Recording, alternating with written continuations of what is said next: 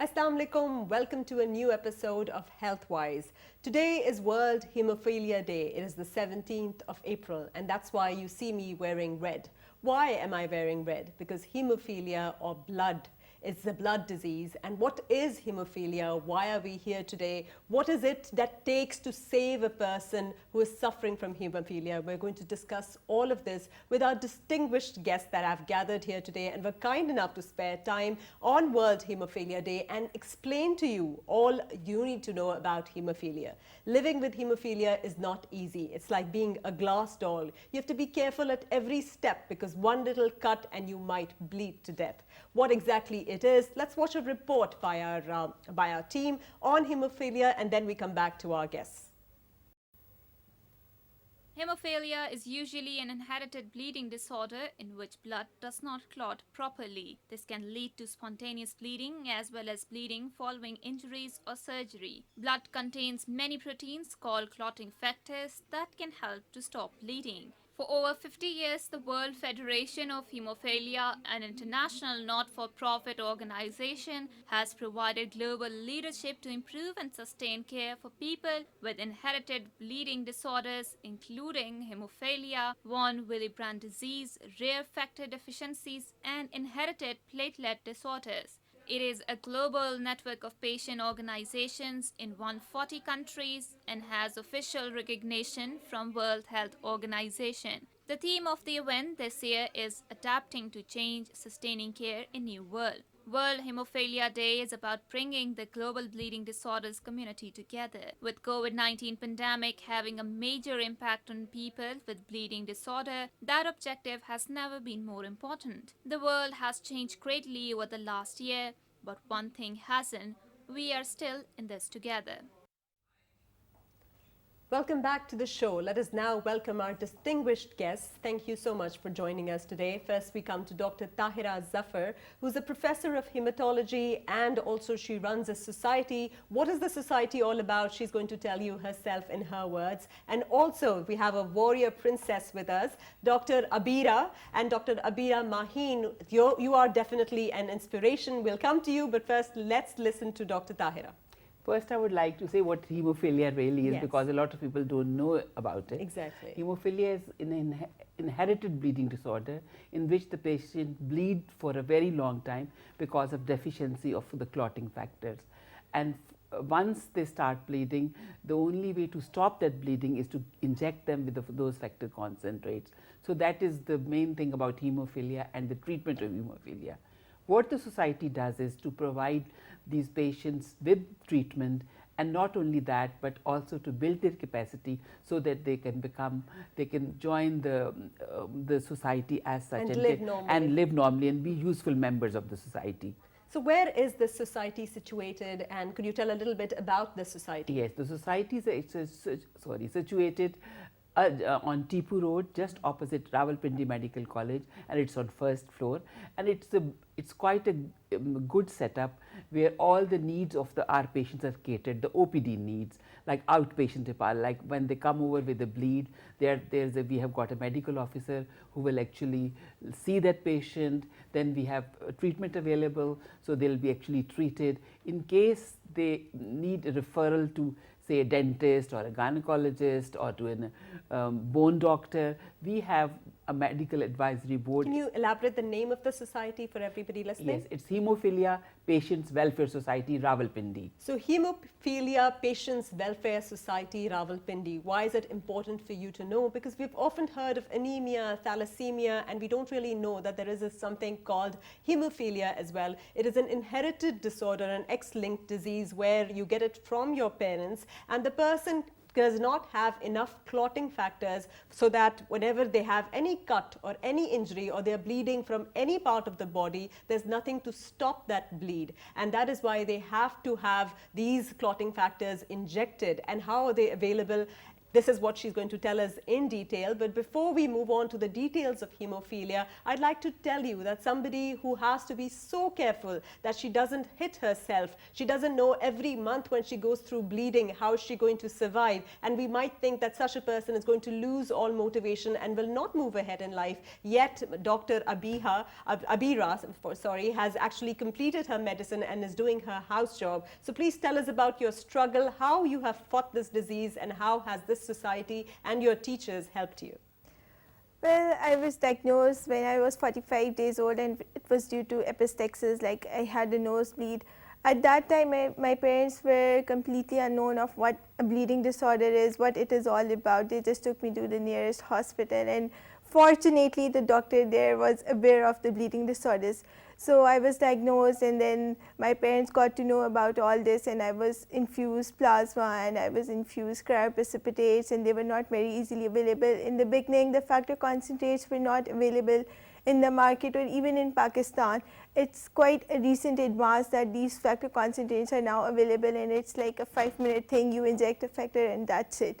So it was not very easy for me or my parents, but actually I got through that, and I was very much motivated to help people like me so that I could become something and could become an inspiration for them, that if you struggle, if you have the motivation to move forward, like you can live a normal life. Not normal, but actually no, but you are a role model. A good life. How did you go through all the dissection and everything during anatomy? Weren't you scared that if you hit yourself or you cut yourself, you're going to bleed? Obviously, it was like you have to be very careful. It's not like you can run through the ground and do everything. Like you have to be very careful, but with time you learn everything, and you know how to take care of yourself, and people around you, you let them know that how they have to take care of you. So I think so you're the actual glass doll, the pea princess, right? And so that is really amazing, and it must have been a very big journey. So how many times were you injected with this, and how was it available at the society? If you could shed light on that. Like it depends upon the severity of the bleed you were having. In the beginning, the factor concentrates were not available. So whenever there was a bleed or something, so my parents had to rush me to the hospital, and there I was infused with plasma or the cryoprecipitates. It's like quite recent in 2006-07 that the factor concentrates were available, and then gradually with time I've learned to infuse them with myself, and now nice. I have factor concentrates at my home, in my fridge sometimes, not always, because like they're very expensive and they have to be imported, and they're not easily available in Pakistan. This is a very important point. I'll come to you, Dr. Saiba, about this point. So how do you procure these, and what are the problems that you face, if any, and are they readily available in our government setup or not? First of all, Tara, I would like to point out, because a lot of people listening to the program won't know how they would, if they see somebody, how would they actually know that this person has got a inherited bleeding disorders. So since we know that they're inherited and they're passed from parents to their offsprings, so at birth the child actually has this disease. And as the child grows up, in our setup in Pakistan, with the male circumcision being done earlier, and the child bleeds excessively at circumcision, and that is how they are diagnosed. But otherwise, when the child starts crawling, he starts getting bruises and cuts all the time. And cuts, and falls down, have gum bleeding, nosebleed, etc. So this should make the parents aware that there's something going on. But isn't it a norm to be investigated right at birth for it? No. No, it's not a norm, because it's not a disease which is very, very common as such. The incidence is only 0.01%. So people need to be aware that if there's something going on, if there's excessive bleeding, it's important for them to note these symptoms and then to have themselves tested and diagnosed. Because unless they're actually tested and diagnosed, we can't help them with anything. So the treatment, coming down to the treatment now, the factor concentrates which are available are mostly donated by World Federation of Hemophilia, and that too we have got tremendous problem procuring those factors, because they are not tax exempted when they come over. The societies have to pay a lot of money to get them, so it's a big problem procuring them. And as such, from the government side, there are no factors which are available for the patients. So not only that government should make it easier for these factors which we get from World Federation of Hemophilia, they should also register. There are many brands of these factors. If they would register other brands, then because of competition, the price is going to come down. So this is mostly the way factors are procured. If factors are not available, then as you know, very well know, that all these clotting factors are present in the plasma. Right. So the next option for these patients is to have fresh frozen plasma and cryoprecipitate, Okay. which also has some clotting factors. So you're a hematologist. When it comes to fresh frozen plasma, we heard a lot about fresh frozen plasma during COVID times, and they Yes. were doing this plasma convalescent Yes. therapy as well. Yes. Could you shed some light on plasma and how it is associated with blood donation and how it's separated, just for the viewers, just for their general knowledge? Yes, plasma is a blood component, and it's part of the blood as such. So once you get a blood donation, you spin that donation and the red cells settle down and the plasma comes on the top. Okay. And then you separate that plasma and blast freeze it. Right. And it has got, at about -70, it's got a shelf life of about 2 years or so. So it can be stored like that, and whenever required, it can be transfused to these patients. So what you're suggesting is there should be more avenues that allow its easy import. And if somebody wants us to help, somebody wants to help these thalassemia patients, this is the route that they need to go about, that they need to support you in being able for you to be able to either procure it or to have some mechanism devised in our country where this can be separated from the plasma. Do we have any such Yes, mechanism? we have mechanism. We have blood banks where this is separated. Okay. And this is one of the ways these patients are treated in government hospitals. Okay.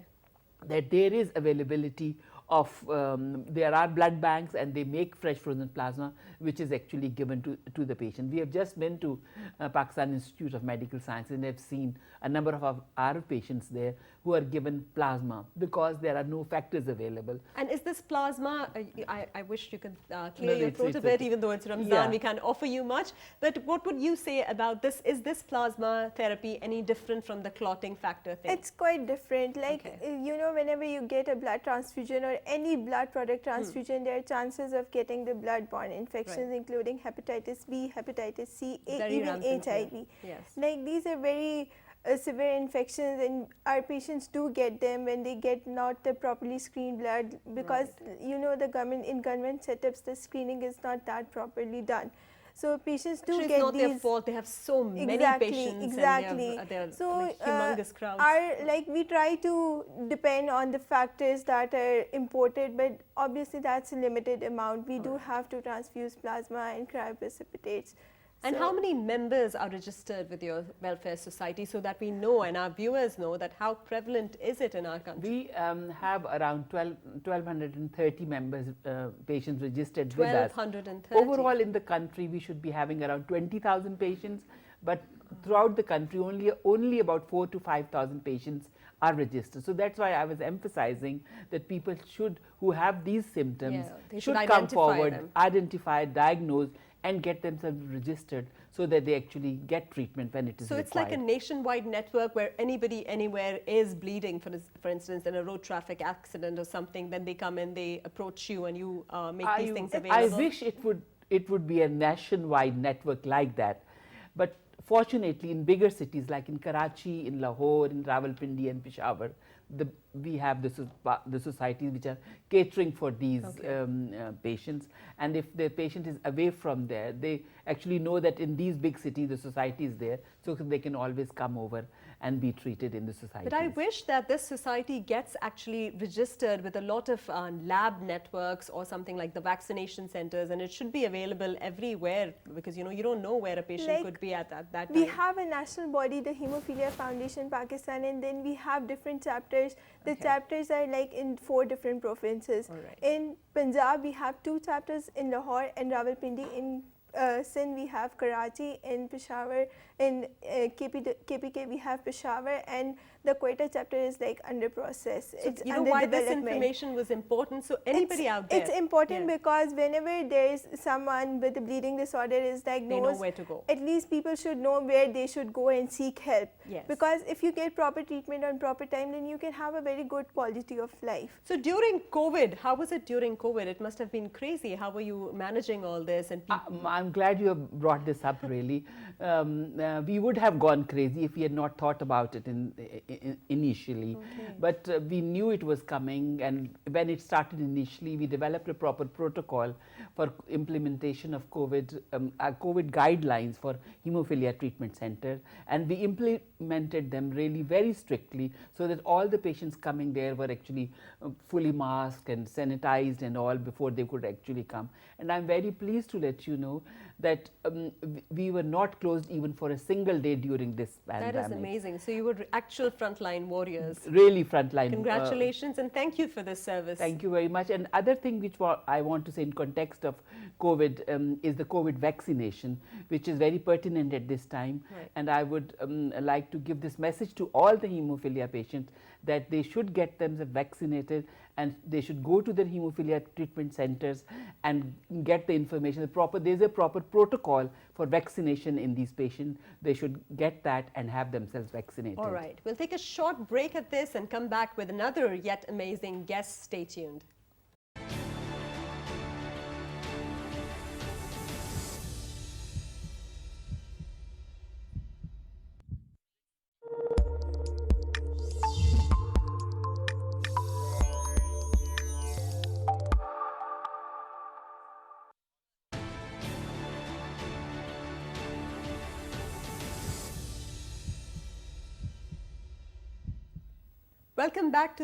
Welcome back to the show. We are commemorating the 17th of April, that is World Hemophilia Day, and we have yet another amazing guest with us, Dr. Lubna Zafar. Thank you for joining us. She's also a professor of hematology, and I would like to ask you a question. This is an inherited disease. That means it's passed on to the next generation. So what is your advice to already people who are hemophilics? Do they get married? How do they screen before having children? And it's called X-linked disease, so it's more transmitted to the males, I suppose. So can you shed a bit of light on the genetics and the inheritance part of it? Because in our part of the world, when we have one child that has something, we tend to keep having more children till we get a healthy one. Yes, you are perfectly right there. Actually, hemophilia is a inherited bleeding disorder, and we use this term for other bleeding disorders also, which is not correct actually. So hemophilia, as you said, is an X-linked disorder, and we can't do much about the inheritance. But in other bleeding disorders which are autosomal and autosomal recessive ones, they are the ones which are preventable by just avoiding cousin marriages very broadly. But then there are ways of screening for these disorders, and we can actually have an idea whether for even in hemophilia, whether this lady is going to have a hemophilic child. So the option is there, but it is very expensive at present. So what is it, karyotyping or what is it? Yes, it is actually, we actually do the check for the genetic lesion there, whether which, yes, hemophilia. We call it prenatal diagnosis. Prenatal, yes. Chorionic villus sampling. Yes. All right. Yeah. And it is actually very expensive and not available. So for now, actually, it is more, this counseling is more geared towards these rare bleeding disorders other than hemophilia, So like von Willebrand right. disease. So when we talk about hemophilia A and B and C, and then we say von Willebrand's disease, and we talk about the different clotting factors and how they are deficient, could you shed some light on the tests that they can go for? If somebody is getting bruised easily, somebody is bleeding from the gums, from the nose, from very heavy menorrhagia, what are the tests that they need to go for? Yes, actually, many a times there is a clue in the family. Some sibling or some uncle or aunt already have it. So it becomes easier to suspect that there may be the same disorder may be affecting this child as well. So we actually screen once we come across such a child. So usually child, I am saying because inherited disorders are usually seen in childhood. So these patients are then advised, All right. they are examined first, and the type of bleed actually tells, like bleeding into the skin usually, or from nose and mouth, these are seen in von Willebrand disease and But the platelet tests would disorders. include this bleeding time, Yes, clotting time, the exactly. different clotting Yes. factors and all of this, Yes, right? and Basically, we call it a coagulation screen. Coagulation So we profile, just, right? any doctor Yeah. who suspects a patient to have a bleeding disorder should actually ask for a coagulation screen. Even before any procedure that involves any sort of incision or surgery. So be very careful and very mindful.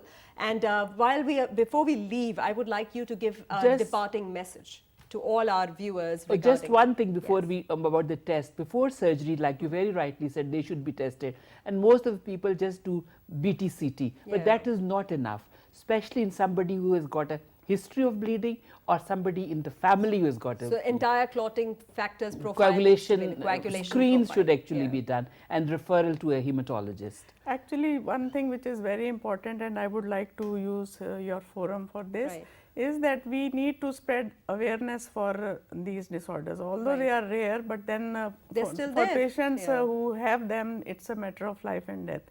And then apart from awareness, we need to raise funds, because these factors, they are very expensive, and the Okay. ordinary man cannot So a help. person who knows that he has this Yes. should not go for ear piercings, should not be taking aspirin or brufen, Yes, and you are should so not right. be should not Yes. be doing Excellent. self-medication Yes. and going for all these Definitely. procedures, or Yes. cutting without wearing some big gloves or Very good. something, Yes. right? Very good. And then government should actually come forward and play its role, and at least in the government hospitals, they should be providing treatment, and treatment means factors actually, not just plasma. Plasma is available we even need the now, factors. but that is not the real treatment. So real treatment with factors, only that thing should be replaced which is absent. So that is very important, and at the moment the government is not actually doing much for So a these. message on World the Hemophilia message- Day, please. The only important message is for these people, or the doctors or the caregivers who are looking Right. after these patients, please get them Screened. diagnosed. Yeah. Diagnosed so that they can be given treatment, because with treatment they will grow up into normal, healthy Perfectly adults. normal. Thank That you is the so much, message. Dr. Tahira Zafar and Dr. Lubna Zafar, for shedding light on such an important topic. And now you know that if you or anybody around you or a child playing is bruising easily, bleeds unnecessarily more than usual, then you have to go to your doctor, get a proper diagnosis and get registered with the society. And thankfully to these angels, we have them serving all these patients who have the right to a normal life, just like we saw the young doctor who actually proved that you can be successful while suffering from a disease. Thank you so much for watching, and we will meet you next in our next episode. Thank you so much. Allah Hafiz.